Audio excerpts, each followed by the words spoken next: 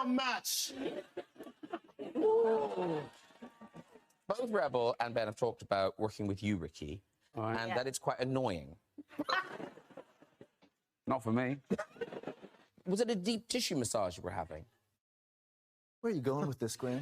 Were you having a Turkish massage or something? I don't know what it has to do with what we're talking about. It's a funny story, tell it. So, welcome back.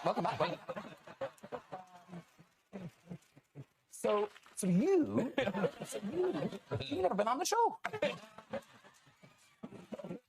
think he was impersonating you. What people may not know about Graham Norton, he also is a New York Times best-selling novelist and out with a new book titled Frankie, which tells the story of an elderly Irish woman recounting her colorful life from a difficult childhood in Ireland to crossing paths with some of the biggest celebrities in New York in the 1960s. And we're so excited to say that Graham joins us now live in studio. It's great to see you. And lovely to be here. We've been embarrassing ourselves in the break, fawning over your show and telling you all the ways in which we love it. And all the ways in which we love it. For American audiences who don't know, I think most of them do, the format of your show is, it's you as host, of course, but the format is really wonderful, where all the guests come out at once, and that interplay with them is what brings out so much. Yeah, because I think some shows kind of add guests as the show goes along. That was the old Carson way and stuff. But we just go, no, they're all here at the beginning, and then they kind of, on a good night, they talk to each other. Yeah. You know, I'm just sort of the comedy butler at the side, and that's when the conversation takes off and the couch comes alive. And those are the nights when, you know, I don't really earn my money at all. Do you know when you're sitting down, this is going to be a good night based on the guests who are there and the way you can, the first couple of minutes you can see? Yes, I think you know pretty quickly if there's a spark, if they like each other. Sometimes there's a big, you know, just dead block in the middle of the sofa. They will have to talk around that. How often does it happen that you're a host or a referee? Oh, nearly always a host. The number of times, because I started doing drag shows back in '98, and it's like the number of times I've had to be a referee, very, very few. Very, very few. So we were marveling. Just, I mean, it is A-lister after A-lister after A-lister. Is there a guest or two you have not had yet that's on your wish list? Honestly, I used to say Julia Roberts, and then last season she came on, so we would tick. I think the only ones we left now, Brad Pitt. We haven't had Brad Pitt, and I'd take a few young royals. I'd have I'd have some of them. Never. I mean, I don't know why they would ever do it, but at one stage there was a rumor that Harry was going to come on the show, and we got really excited about it, and we looked into where that rumor had come from, and it was me. I started that rumor. You've forgotten you had said that somewhere online. Yeah.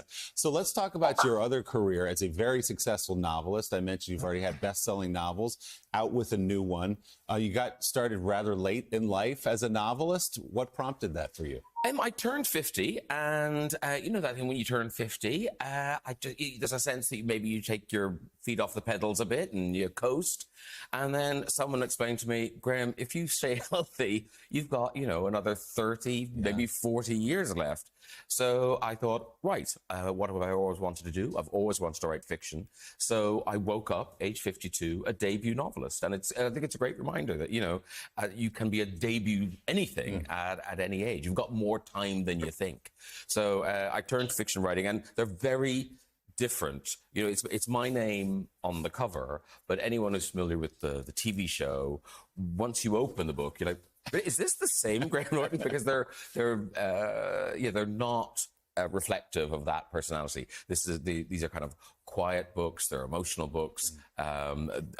This one, it's, you know, it's about aging. It's about memory. It's about kind of what constitutes a significant life. It's very different. So tell me, you're writing about my grandmother. Okay. Frankie. Yeah. Okay.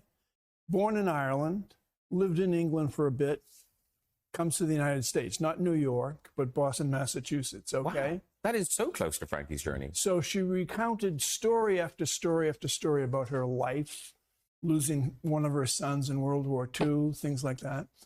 Tell me about Frankie. Well, Frankie, when we meet her, she's an old lady and she has a fall. She's living in London.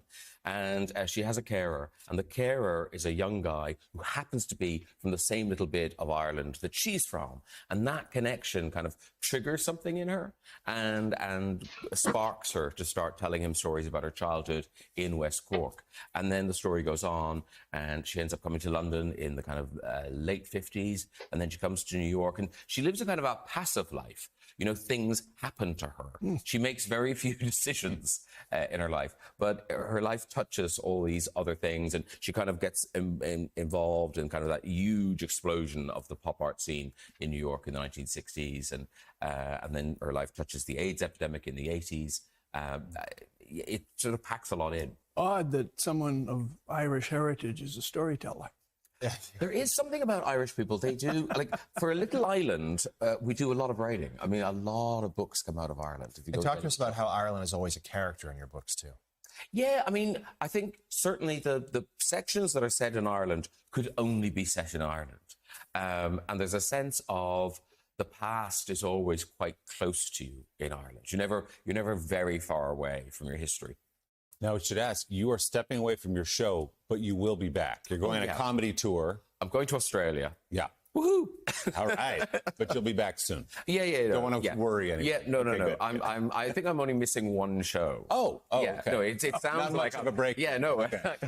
So, but it sounded like I was going for months. Okay, good. Yeah. Just wanted to get that straight. So the new novel, Frankie, already a bestseller in the UK, on sale now here in the US. New York Times bestselling author, talk show host Graham Norton. Graham, so great to have you here today. Really nice to meet you all. Thank you so much.